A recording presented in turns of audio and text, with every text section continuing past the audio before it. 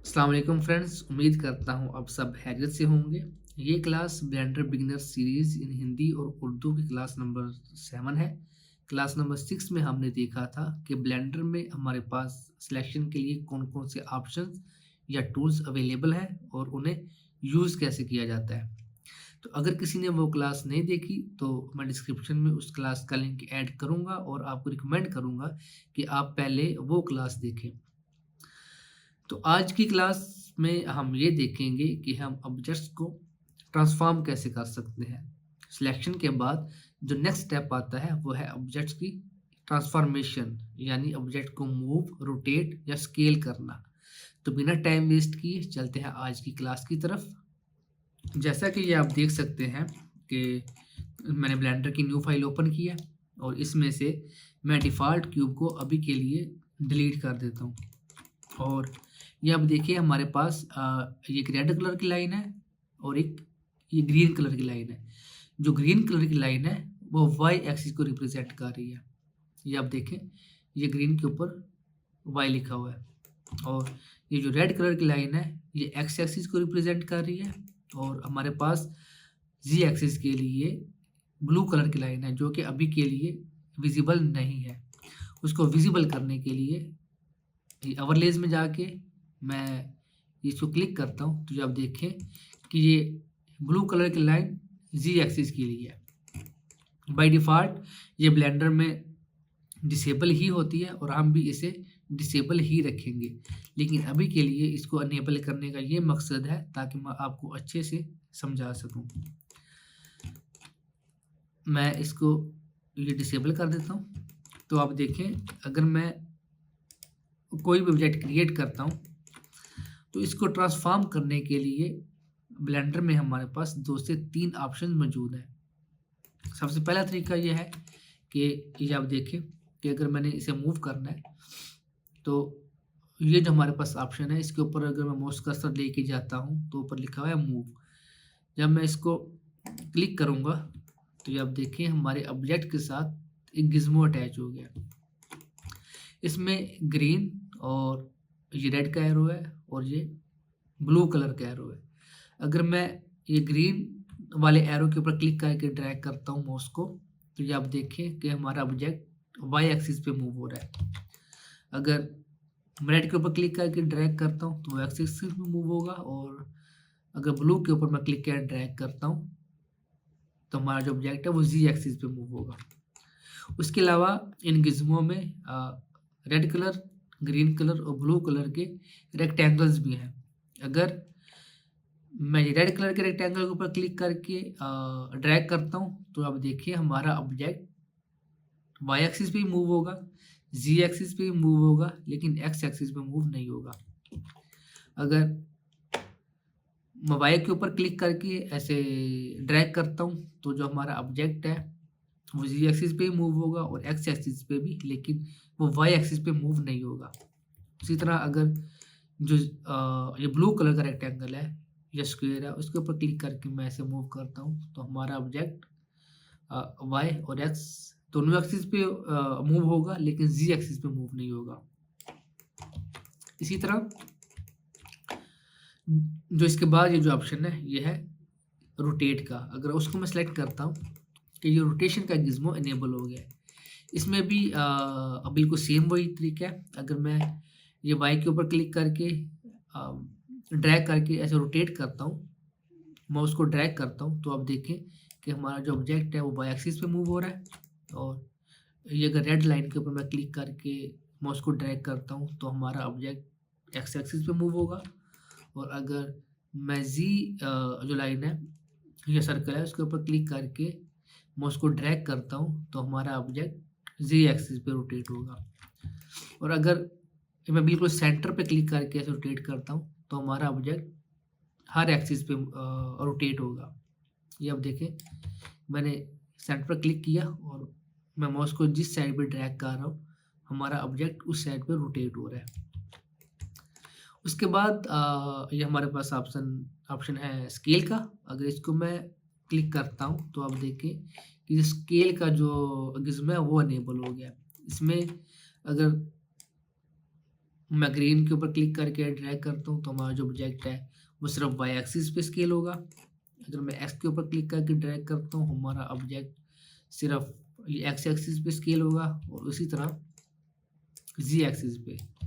और ये जो स्क्वायर या रेक्टेंगल है ये भी सेम वैसे ही वर्क करेंगे। अगर मैं ये रेड के ऊपर क्लिक करके ड्रैग करता हूँ तो जो हमारा ऑब्जेक्ट है वो वाई एक्सिस पे भी स्केल होगा और जी एक्सिस पे स्केल होगा, लेकिन वो एक्स एक्सिस पे स्केल नहीं होगा।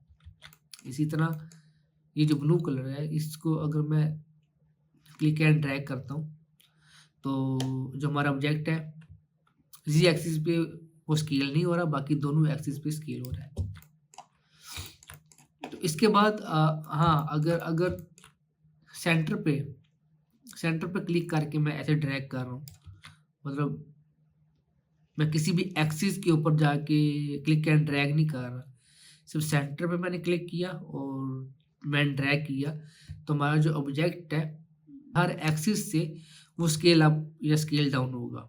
ये आप देखिए, अगर मैं क्लिक करके ऊपर की तरफ कर रहा हूँ, माउस को ड्रैग कर रहा हूँ तो हमारे ऑब्जेक्ट का स्केल ज़्यादा हो रहा है, और अगर पीछे की तरफ माउस को ड्रैग कर रहा हूँ तो ऑब्जेक्ट स्केल डाउन हो रहा है।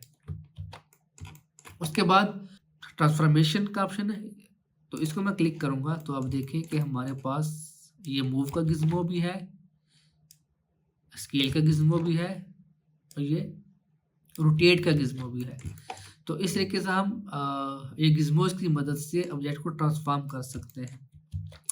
जो सेकंड तरीका है वो ये है, मैं ये सिलेक्ट रखता हूँ, ये सबसे ऊपर जो ऑप्शन है सिलेक्ट बॉक्स का। सेकंड जो तरीका है वो ये है कि हम जी प्रेस करेंगे।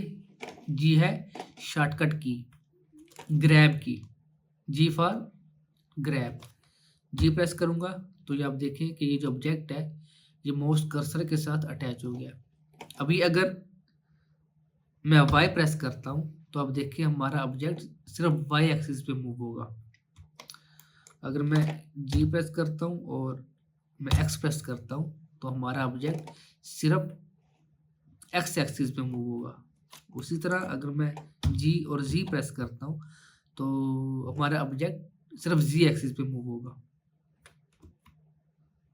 ये थी शॉर्टकट की, ग्रैब टूल की। और उसके बाद अगर हम चाहते हैं कि हमारा ऑब्जेक्ट स्पेसिफिक डिस्टेंस कवर करे किसी भी एक्सिस पे, मिसाल के तौर पे अगर मैं चाहता हूँ कि मेरा ये जो ऑब्जेक्ट है ये वाई एक्सिस पे 5 मीटर आगे चला जाए, मैंने इसको सेलेक्ट किया, जी प्रेस किया, वाई प्रेस किया और 5 एंटर किया, उसके बाद मैं एंटर कर दूंगा तो आप देखें कि ये जो हमारा ऑब्जेक्ट है ये 5 मीटर वाई एक्सिस पे मूव हो गया है। अभी हमें ये कैसे पता चलेगा कि ये 5 एक्सिस ही मूव हुआ है?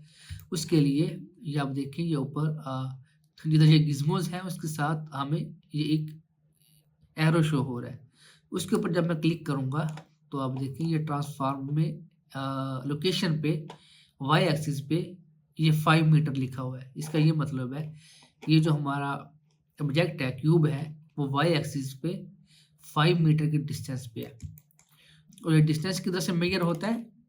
ये वर्ल्ड ओरिजिन से।